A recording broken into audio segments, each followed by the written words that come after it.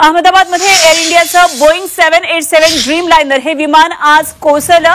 Sardar Vallabhbhai Patel विमानतळापासून 15 kilometre अंतरावर मेघानी नगरमध्ये हे विमान कोसळलं आणि हे विमान अहमदाबादमधून लंडनकडे निघालेलं होतं। मात्र टेक ऑफ करताना या विमानामध्ये तांत्रिक बिघाड झाला आणि अगदी काही क्षणामध्ये मेघानी भागामध्ये हे विमान कोसळलं। या विमानामध्ये 2 पायलट 10 क्रू मेंबरसह 230 प्रवासी प्रवास करत होते। दुर्घटनेनंतर परिसरामध्ये धुराचे लोट पसरले आणि या दुर्घटनेमध्ये अनेक प्रवाशांचा मृत्यू झाल्याची भीती व्यक्त होतीये।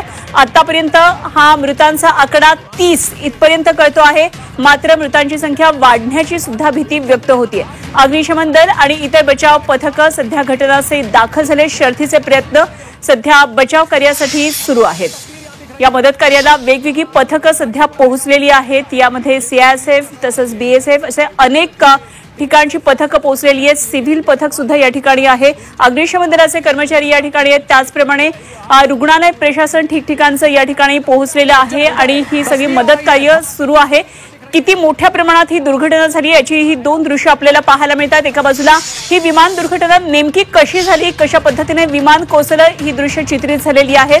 तर काही क्षणामध्ये जेव्हा या विमानानं टेक ऑफ केलं, अगदी काही सेकंदांमध्ये उंच आकाशात झेपावणारं हे विमान काही सेकंदांमध्ये जमिनीवर कोसळलं आणि आगीचा मोठा लोळ या ठिकाणी आला। या आगीच्या लोळामध्ये संपूर्ण विमान क्षतिग्रस्त झालं, नुकसान झालं आणि हे एआय जनरेटेड आपण दृश्य पाहूया। या विमानाचा अपघात नेमका कसा झाला असेल? एअर इंडियाचं हे बोईंग विमान होतं, त्यामुळे मोठ्या प्रमाणामध्ये प्रवासी या विमानामध्ये बसतात।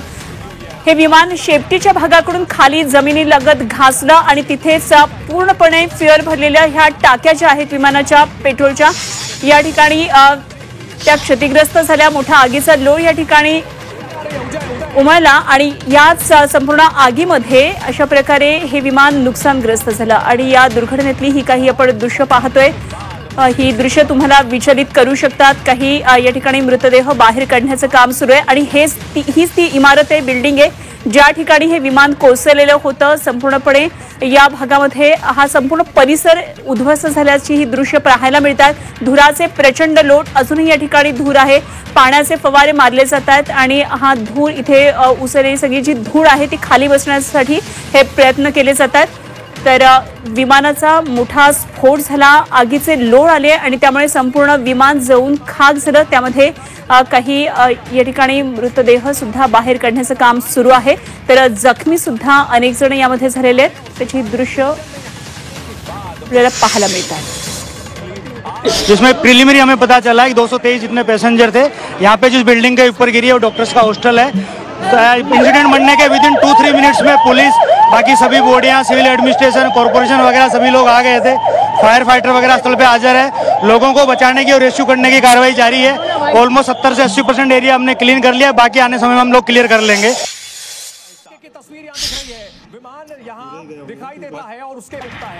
तर आपण तिकडच्या पोलीस अधिकाऱ्यांची ही प्रतिक्रिया पाहिली आणि या ठिकाणी वेगवेगळी पथकं सध्या बचाव कार्यासाठी शर्थीचे प्रयत्न करतात। अधिक प्रवाशांना कसं वाचवता येईल यासाठी हे मदत कार्य पथकं इथे काम करताना पाहायला मिळत आहे। हीच आपली प्राथमिकता आता असणार आहे। तर विमान दुर्घटनेनंतर अहमदाबादमधल्या सरदार वल्लभभाई पटेल आंतरराष्ट्रीय विमानतळावरच्या उड्डाण सेवा सध्या थांबवण्यात आलेली आहे आणि पुढच्या सूचना येईपर्यंत सर्व उड्डाणं ही तात्पुरती स्थगित करण्यात आलेली आहे। त्या डीजीसीएची टीम दुर्घटनास्थळी पोहोचलेली आहे। या विमान अपघाताचा तपास ब्युरो म्हणजेच AAIB ची टीम सध्या तिथे पोहोचली आहे आणि एनडीआरएफची 4 पथकं बचाव कार्यासाठी पाठवण्यात आलेली आहेत। ओके,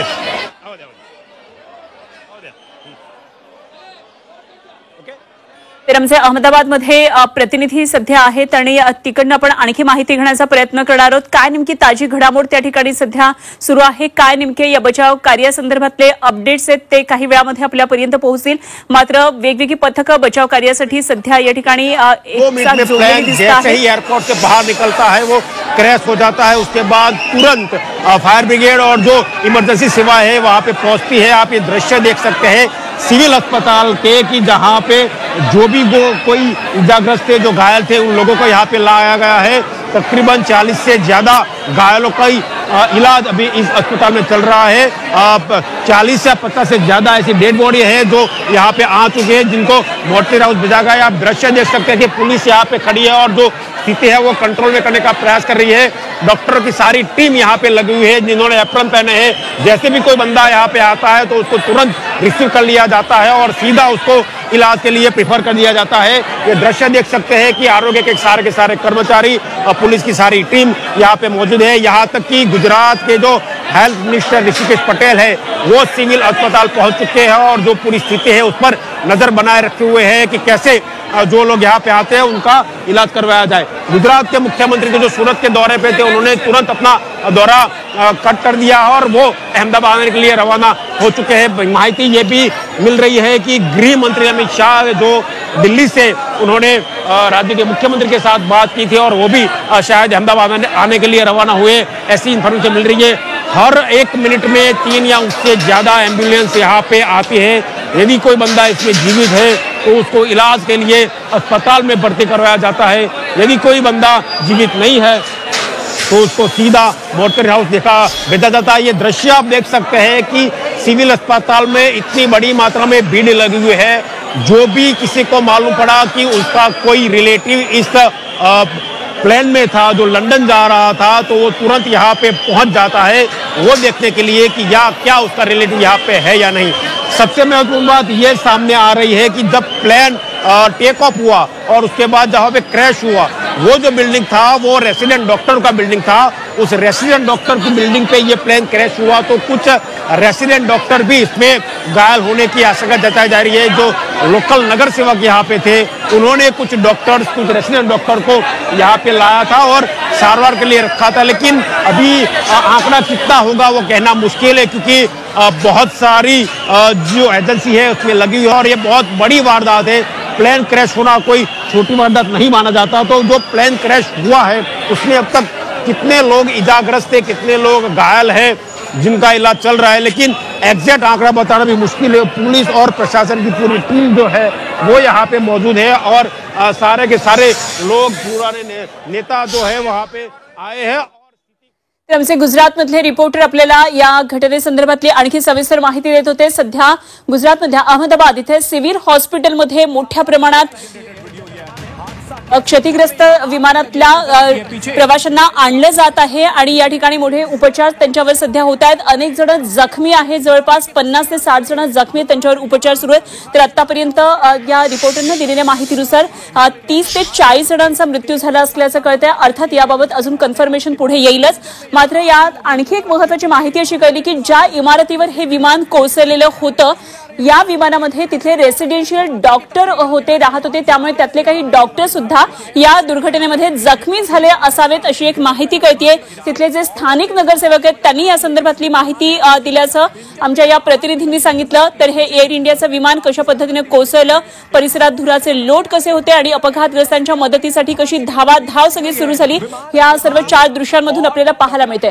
आमचे प्रतिनिधी महेश बागल सकाळपासून या संपूर्ण दुर्घटनेवर लक्ष ठेवून आहेत, त्यांच्याकडे काय नेमकी सध्याची अपडेट माहिती जाणून घेऊया। महेश, नक्कीच ही जी दुर्घटना घडली आहे त्या ठिकाणी बचाव कार्यासाठी केंद्रातून 90 जणांचं एक पथक नेमण्यात आलेलं होतं। ते पथक आता या घटनास्थळी दाखल झालेलं आहे आणि बचाव कार्य सुरू करण्यात आलेलं आहे। डीजीसीएची एक स्पेशल टीम या ठिकाणी पाठवण्यात आलेली आहे जी तपास करणार आहे की नक्की एवढी मोठी दुर्घटना घडण्यामागचं कारण काय होतं। दुसरी गोष्ट, जसं मागापासून आपण एका विषयावर आहोत की मृतांचा आकडा आतापर्यंत 30 पर्यंत गेलेला आहे आणि तो अधिक वाढण्याची भीती व्यक्त केली जात आहे। याचं मुख्य कारण जर पाहायला गेलं तर ज्यावेळेस हे विमान हवेत उड्डाण याने केलेलं होतं आणि त्याच्यामध्ये या विमानाच्या एकंदरीत कार्यप्रणालीत किंवा त्याच्या इंजिनमध्ये जो बिघाड झालेला होता त्यावेळेस हे विमान आकाशात परत मोठ्या गतीने भरारी घेईल किंवा उंच उडेल याचा प्रयत्न पायलटकडून पुरेपूर करण्यात आलेला होता। मात्र ज्यावेळेस हे विमान खाली जमिनीवर उतरायला लागलं होतं त्यावेळेस जमिनीपासून 625 फुटांवर हे विमान होतं, ज्यावेळेस त्याच्यामध्ये तांत्रिक बिघाड झाला होता आणि पायलटने पुरेपूर प्रयत्न केला होता की सुरक्षित ठिकाणी या विमानाला उतरवलं जावं। मात्र ज्यावेळेस विमानामध्ये अडचण आली, त्याच्यात तांत्रिक बिघाड झाला, त्यावेळेस प्रति मिनिट 475 फुटाच्या वेगाने हे विमान खाली उतरत होतं. म्हणजे आपण एक अंदाज लावू शकतो की ज्यावेळेस 625 फुटावर हे विमान होतं आणि ते जेव्हा खाली कोसळत होतं त्यावेळेस त्याचा वेग हा 475 फूट प्रति मिनिट हा होता. तर एकंदरीत आपल्याला अंदाज येऊ शकतो की किती मोठ्या वेगाने हे विमान खाली जमिनीवर आदळलं. आणि एक अंदाज आपण बांधू शकतो की अशा आपत्कालीन परिस्थितीमध्ये अशी घटना घडल्यानंतर जे पॅसेंजर आतमध्ये बसलेले होते, जे 242 नागरिक या प्रवासी आणि क्रू मेंबर आणि पायलट या विमानामध्ये होते, त्यांच्या संदर्भात कशा प्रकारची परिस्थिती त्यांच्यावर ओढावलेली असेल याचा अंदाज आपण बांधू शकतो. त्यामुळे अशा आपत्कालीन परिस्थितीमध्ये ज्यावेळेस अशा दुर्घटना घडतात, खास करून एव्हिएशन इंडस्ट्रीमध्ये ज्यावेळेस प्लेन क्रॅश होतात त्यावेळेस जे मृत्यूंचा आकडा आहे हा नेहमीच अधिक पाहायला मिळालेला आहे. मात्र आपण सगळेच आता प्रार्थना करू शकतो की जे कोणी या दुर्घटनेमध्ये अडकलेले होते, ज्यांच्यासोबत ही दुर्घटना घडलेली आहे, ते लवकर बरे व्हावेत आणि त्यांना लवकर चांगले उपचार मिळून ते त्यांचे घरी जावेत अशीच प्रार्थना आपण आता करू शकतो. निश्चितच. आणि याच दरम्यान एक जबाबदार वृत्तवाहिनी म्हणून झी मीडियातर्फे हा एक प्रयत्न आहे. विमान दुर्घटनेनंतर या मदतीसाठी आता हेल्पलाईन नंबर जाहीर करण्यात आलेला आहे आणि हाच हेल्पलाईन नंबर आपण जरूर लिहून घ्या. 1800569144 हा हेल्पलाईन नंबर आहे. 180056914444 हा हेल्पलाईन नंबर आहे. प्रवाशांची माहिती या ठिकाणी मिळेल यासाठी हा हेल्पलाईन नंबर आता जारी करण्यात आलेला आहे. हा हेल्पलाईन नंबर पुन्हा एकदा आम्ही सांगतो, 180056914444 हा हेल्पलाईन नंबर आता जारी करण्यात आला आहे. विमान दुर्घटनेनंतर मदतीसाठी हा हेल्पलाईन नंबर जारी करण्यात आलेला आहे आणि या हेल्पलाईन नंबरवर या अपघातग्रस्त विमानामधल्या प्रवाशांविषयी आणखी माहिती करणार आहे. हा संपूर्ण देश सध्या या विमान दुर्घटनेमुळे हळहळलेला आहे. एक भलं मोठं विमान जे प्रवासी विमान होतं, ज्यामधून 242 जण प्रवास करत होते. यामध्ये 230 सामान्य प्रवासी होते. यामध्ये 52 नागरिक हे ब्रिटनचे होते आणि उर्वरित नागरिक हे भारतातले होते. तर 12 क्रू मेंबर होते. यामध्ये 2 पायलट सुद्धा होते. तर अशा प्रकारे एवढं मोठं हे प्रवासी विमान आज अहमदाबादमध्ये कोसळलं आणि निश्चितच यामुळे या दुर्घटनेमुळे संपूर्ण देश आज हळहळलेला आहे. किती जणांचा यामध्ये मृत्यू झालेला आहे याबाबत अजून स्पष्ट आकडेवारी काही काळामध्ये पुढे येईल. मात्र आतापर्यंत एक जो ताजा तपशील कळतोय त्यानुसार 30 जणांचा मृत्यू झालेला आहेच आहे. मात्र स्थानिक प्रतिनिधींनी दिलेल्या माहितीनुसार दर 3 मिनिटांनी तिथे एक ॲम्ब्युलन्स येते. यामधून काही जखमी, काही मृतदेह बाहेर येतात आणि त्यामुळे मृतांचा आकडा हा पुढे आणखी वाढण्याची शक्यता आहे. त्यात हे विमान ज्या ठिकाणी नुकसानग्रस्त झालं, ज्या ठिकाणी दुर्घटना घडली, ते एका इमारतीवर, रहिवासी भागातल्या या भागातल्या इमारतीवर कोसळलं आणि त्यामुळे या इमारतीमध्ये जे रहिवासी डॉक्टर होते ते सुद्धा जखमी झालेले आहेत अशी माहिती तिथल्या स्थानिक नगरसेवकांनी दिल्याची माहिती आमच्या स्थानिक प्रतिनिधींनी दिलेली आहे. त्यामुळे आता किती मोठं हे सगळं नुकसान झालं असेल, किती मोठी जीवितहानी झालेली असेल हे काही काळानंतर स्पष्ट होणार आहे. अनेक जखमींना तिथल्या सिव्हिल हॉस्पिटलमध्ये आणण्यात येते. सरदार वल्लभभाई पटेल विमानतळाजवळच हे सिव्हिल हॉस्पिटल सुद्धा आहे आणि त्यामुळे या हॉस्पिटलमध्ये तातडीनं जखमींना या ठिकाणी आणलं जात आहे. त्यांच्यावर उपचार केले जात आहेत. तर कुठल्याही पद्धतीची माहिती घेतली जात नाहीये. तातडीनं त्यांना उपचार दिले जातात आणि सध्या प्राथमिकता हीच आहे, अधिकाधिक लोकांना कसं वाचवता येईल यासाठी सगळी पथकं बचाव कार्य सध्या काम करताना दिसतात. तर अग्निशमन दलाचे अर्थातच कर्मचारी त्या ठिकाणी तातडीनं पोहोचले. सिव्हिल हॉस्पिटलमधले जे डॉक्टर्स आहेत त्यांच्या सुट्ट्या कॅन्सल केलेल्या आहेत आणि सगळ्याच रुग्णालयांना अलर्ट दिलेला आहे. देखिए, जिस बताया कि जो प्लेन था वो जैसे टेक ऑफ होता है उसके तुरंत बाद वो नीचे आता है और एक बिल्डिंग से वो टकराता है. उसके बाद एक ब्लास्ट होता है और ब्लास्ट में कई सारे लोग घायल होते हैं और कई सारे लोग अपनी जान गंवा चुके हैं. सबसे महत्वपूर्ण बात यह है कि प्लेन जहां पे ब्लास्ट हुआ, प्लेन जहां से टकराया, वो जगह थी रेसिडेंट डॉक्टरों की रहने की जगह. तो सिविल हॉस्पिटल में जो रेसिडेंट डॉक्टर काम करते थे उनके रहने की जगह पर, उनके रहने की बिल्डिंग पर यह प्लेन क्रैश हुआ, जिसके चलते प्लेन में जो पैसेंजर थे वो तो हताहत हुए ही, लेकिन जो डॉक्टर है, जो लोगों का इलाज करते हैं, जो लोगों का अच्छे से देखभाल करते हैं, उन डॉक्टरों को भी काफी दिक्कतों का सामना आना पड़ा है. जो भी स्थानीय लोग थे वो लोग वहां से डॉक्टरों को अपने निजी जो व्हीकल थे उनमें लेकर अस्पताल पहुंचे थे. लेकिन कई सारे डॉक्टर ऐसे थे, रेसिडेंट डॉक्टर, जो उस बिल्डिंग में हुआ करते थे और उनके मारे जाने की खबर भी अभी आ सकती है, लेकिन कोई पुष्टि नहीं हो रही. तकरीबन 40 से ज्यादा लोगों का इलाज इस अस्पताल में चल रहा है। जो भी कोई मेडिकल स्टाफ और पैरामेडिकल स्टाफ छुट्टी पे था, यहाँ उनकी शिफ्ट खत्म हो चुकी थी, उन सारे के सारे स्टाफ को वापस बुला लिया गया है, क्योंकि बहुत सारे लोग घायल हुए हैं, उनकी इलाज करना भी जरूरी है, क्योंकि सारे के सारे लोग बंद हुए थे, तो उनको यहाँ पे लाया गया है। जो डॉक्टर थे उनकी छुट्टियां कैंसिल करके उनको यहाँ पे ड्यूटी पे लगाया गया है। जो डॉक्टर की शिफ्ट खत्म हो चुकी थी उनको भी लगाया गया है। रमसेस ही मीडियाचे प्रतिनिधी आपल्याला काय नेमकी सिव्हिल हॉस्पिटलमध्ये सध्याची तिथली परिस्थिती आहे या संदर्भात रिपोर्ट देत होते। तर हे विमान कसं नेमकं दुर्घटनाग्रस्त झालं, हा विमानाचा अपघात नेमका कसा झाला या दृश्यांमध्ये चित्रित झालेला आहे आणि ही दृश्य अनेक गोष्टी सांगतात। खरं तर तस्वीर आ रही है धमाके की तस्वीर पहले 230 प्रवासी विमान प्रवासी यामध्ये होते आणि 12 क्रू मेंबर्स होते, त्यामुळे मृतांचा आकडा नेमका किती होतो हे बघणं अत्यंत महत्त्वाचं ठरणार आहे। त्यात निवासी भागात एका इमारतीवर हे विमान कोसळलं असल्यामुळे त्या इमारतीतले सुद्धा काही जण जखमी झाले आहेत अशी माहिती कळते। तर ही 3 महत्त्वाची दृश्य सध्या आपण पाहतोय। एका बाजूला हा विमानाचा अपघात कसा झाला, दुसरीकडे सध्या रुग्णालयामधली परिस्थिती, रुग्णालयात भेटायला येणारे या प्रवाशांचे जे नातेवाईक आहेत तर ही दुसरी जी दृश्य आहे ती इमारतीवर, ज्या इमारतीवर हे विमान कोसळलं त्याची दृश्य पाहायला मिळतात। या विमानाचा काही भागही नुकसानग्रस्त झालेला आहे आणि या ठिकाणी प्रचंड धुराचे लोट पसरलेले होते। हा धूर, इथले धूळ आणि आग कमी करण्यासाठी मोठ्या प्रमाणात पाण्याचा फवारा मारण्यात आला, त्यानंतर इथे आग विझली गेलेली आहे आणि या ठिकाणहून जे कोणी जखमी आहेत त्यांना बाहेर काढण्याचं काम सध्या सुरू आहे। तर आपण पाहतोय संपूर्ण देश हळहळलेला आहे आणि या प्रवासी जखमी आहेत त्यांना लवकरात लवकर आराम मिळो, त्यांच्यावर लवकरात लवकर उपचार हो यासाठी प्रार्थना सुरू आहेत।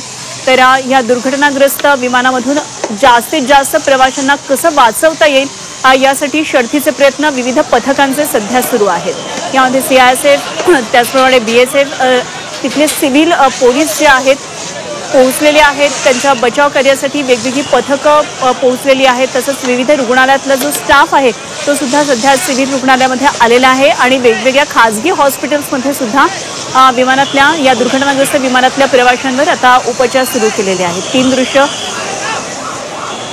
सध्या प्रार्थना केली जाते लवकरात लवकर यातले जे दुर्घटनाग्रस्त विमानातले जे प्रवासी आहेत त्यांना आराम मिळू देत यासाठी प्रार्थना केली जाते। संपूर्ण देश आजच्या या दुर्घटनेमुळे हळहळलेला आहे। टेक ऑफ नंतर अगदी काही क्षणामध्ये हे विमान कसं कोसळलं त्याची दृश्य एका बाजूला चित्रित झालेली आहेत। खरं तर मोठा अनुभव असलेले पायलट को पायलट या विमानामध्ये होते, मात्र विमानानं आकाशात झेप घेतल्यानंतर अगदी काही सेकंदामध्ये विमान खाली कोसळलेलं आहे आणि काही वेळापूर्वी आमचे प्रतिनिधी महेश बागल जसं सांगत होते 600 फुटावर असलेलं हे विमान 400 फूट प्रति मिनिट अशा वेगानं कसं प्रति सेकंद कसं खाली येत होतं, त्याच्या हा जो वेग येतो किती प्रचंड असेल आणि त्यामुळे किती मोठी क्षती या विमानाला बसली असेल हे यामधून दिसतंय। इतकं वेगवान विमान झपकन जमिनीवर कोसळणं आणि त्यानंतर आगीचा लोट उसळणं आणि त्यामध्ये विमान दुर्घटनाग्रस्त होणं अत्यंत काही क्षणामध्ये घडलेली ही मोठी दुर्घटना म्हणावी लागेल। पुन्हा एकदा जाऊया, आमचे प्रतिनिधी महेश बागल आपल्याबरोबर जोडले गेले। महेश, काय मधल्या काळामध्ये आणखी काही ताजी माहिती, काही अपडेट पुढे येतात का? कारण पंतप्रधान सुद्धा अहमदाबादकडे जातात असं कळतंय। गृहमंत्र्यांनी, केंद्रीय गृहमंत्र्यांनी सुद्धा दुर्घटनेची माहिती घेऊन तातडीचे आदेश दिलेत। काय नेमक्या या स्तरावर हालचाली सुरू आहेत? नक्कीच आतापर्यंत Zee24 तासकडे जी माहिती आलेली आहे ती खात्रीलायक सूत्रांची माहिती अशी आहे की 242 या विमानामध्ये प्रवासी होते, ज्यामध्ये 2 पायलट, 10 क्रू मेंबर आणि 230 हे प्रवासी होते। त्यामध्ये तब्बल 169 हे भारतीय नागरिक होते। त्यानंतर जवळपास 53 ब्रिटिश नागरिक आहेत, एक कॅनेडियन पासपोर्ट होल्डर नागरिकाचा यामध्ये समावेश आहे आणि 7 पोर्तुगीज नागरिकांचा यामध्ये समावेश आहे। म्हणजे परदेशी जे प्रवासी होते त्यांची संख्या सुद्धा अधिक होती आणि तब्बल 169 हे भारतीय प्रवासी होते जे लंडनच्या गेटविक एअरपोर्टला जाण्यासाठी या ठिकाणी प्रवास करत होते। अतिशय म्हणजे फक्त भारतातच नाही तर जगभर या गोष्टीची नोंद आता घेतली जात आहे। मोठी दुर्घटना घडलेली आहे। 242 मधले आतापर्यंत 30 जणांचा मृत्यू झालेला आहे आणि मृतांचा आकडा वाढण्याची भीती व्यक्त केली जात आहे. जसं मगाशी मी सांगितलं की ज्यावेळेस हे विमान हवेत होतं त्यावेळेस जमिनीपासून या विमानाची उंची होती 625 फुटांवर आणि ज्यावेळेस तांत्रिक बिघाड झाला त्यावेळेस हे विमान शेपटाच्या बाजूने खालच्या बाजूला म्हणजे जमिनीच्या बाजूला झुकलेलं होतं आणि याचं विमानाचं जे तोंड होतं पायलटची जी केबिन होती ती आकाशाच्या दिशेने वर आलेली आपल्याला या दृश्यांमध्ये पाहायला मिळते. ज्यावेळेस हे विमान जमिनीकडे जात होतं त्यावेळेस याचा वेग 475 फूट प्रति मिनिट असा वेग याचा होता आणि या वेगाने हे विमान खाली जमिनीवर कोसळलं. त्यावेळेस शेपटीचा भाग पहिल्यांदा आदळला गेला आणि त्यानंतर पंख जे होते विमानाचे डाव्या आणि उजव्या बाजूचे ते सुद्धा जमिनीवर आदळले गेले. त्यामुळे या दुर्घटनेची जी इंटेन्सिटी आहे ती कितपत भयानक असेल याचा अंदाज आपल्याला आता आलेलाच असेल. कारण ज्यावेळेस विमान खाली कोसळतं त्यावेळेस विमानाचं जे इंधन असतं ते विमानाच्या पंखांमध्ये भरलेलं असतं आणि जेव्हा पंखांना तडा जातो त्यावेळेस मोठ्या प्रमाणात घर्षण होतं जमिनीचं आणि विमानाच्या पार्ट सोबत आणि त्यामधून ठिणगी निर्माण होऊन त्या विमानाचा स्फोट होतो. विमानाचा स्फोट झाल्यानंतर त्याच्या ज्वाळांच्या सानिध्यात संपूर्ण विमान येतं आणि त्यावेळेस ज्या विमानाच्या आतमध्ये उड्डाणाच्या वेळेस प्रवासी बसलेले असतात त्यांनी सील्ड बेल्ट लावलेला असतो. एवढ्या प्रचंड वेगाने ज्यावेळेस विमान खाली कोसळतं त्यावेळेस प्रवाशांना इंटरनल इंजरीज तर होताच पण त्यांना आगीच्या सानिध्यात आल्यामुळे त्यांना तशा प्रकारची बर्न इंजरीज पण होते आणि अशा वेळेस कुठल्याही प्रवाशाला स्वतःचा सीट बेल्ट उघडून स्वतःचे प्राण वाचवण्यासाठी पुरेसा वेळ मिळत नाही किंवा ते अशक्यप्राय गोष्ट आहे असंच आपण म्हणू शकतो. कारण जगातल्या कुठल्याही पाठीवर जा तुम्ही कुठेही अशा जर घटना घडल्या असतील तर कुठल्याही पॅसेंजरला अशा प्रकारच्या दुर्घटनेत स्वतःचा जीव वाचवताना खूपच कमी वेळ मिळतो आणि असाच काहीसा प्रकार हा अहमदाबादमध्ये आपल्याला पाहायला मिळत आहे. काही एक्सपर्ट जे आहेत एव्हिएशन एक्सपर्ट त्यांचं असं म्हणणं आहे की हा प्रकार जर समुद्रात घडला असता तर कदाचित परिस्थिती वेगळी असती, जीवितहानी कमी झाली असती, एव्हाना लोकांना सुरक्षित बाहेर काढण्यात आलं असतं किंवा एअरपोर्टच्या रनवेवर जर हे विमान आदळलं असतं तर त्या ठिकाणी तात्काळ जे बचाव कार्य आहे ज्या ठिकाणी ते तैनात करण्यात आलेलं असतं त्यांना तिथे पाठवण्यात आलं असतं आणि जीवितहानी कमी करण्यात आली असती. मात्र एअरपोर्ट पासून उड्डाण केल्यानंतर 15 किलोमीटरच्या अंतरावर मेघानी नावाचं जे नगर आहे त्या ठिकाणी एका डॉक्टरांच्या रेसिडेन्शियल कॉम्प्लेक्स जी बिल्डिंग होती त्यावर जाऊन हे विमान आदळतं आणि त्यानंतर आजूबाजूच्या घरांना सुद्धा याची इजा पोहोचते. त्यामुळे मृतांचा आकडा हा साहजिकच मोठा असणार आहे असं तज्ञांकडून सांगितलं जात आहे. खरं आणि या अपघाताची इंटेन्सिटी आणखी जास्त असण्याचं कारण म्हणजे लॉंग जर्नी होती, लंडन पर्यंत विमान जाणार असल्यामुळे हेवीली फ्युअल्ड असं हे विमान होतं त्यामुळे ही जास्त इंटेन्सिटी वाढली असे सांगण्यात येते. तर दुर्घटनाग्रस्त विमान मेडिकल कॉलेजच्या विद्यार्थ्यांच्या हॉस्टेलवर कोसळलेलं आहे अशी एक आत्ताची अपडेट माहिती कळते. याच परिसरामध्ये सिव्हिल हॉस्पिटल आहे त्यामुळे हे दुर्घटनाग्रस्त विमान मेडिकल कॉलेजच्या विद्यार्थ्यांच्या हॉस्टेलवर कोसळलं अशी ही माहिती पुढे येते.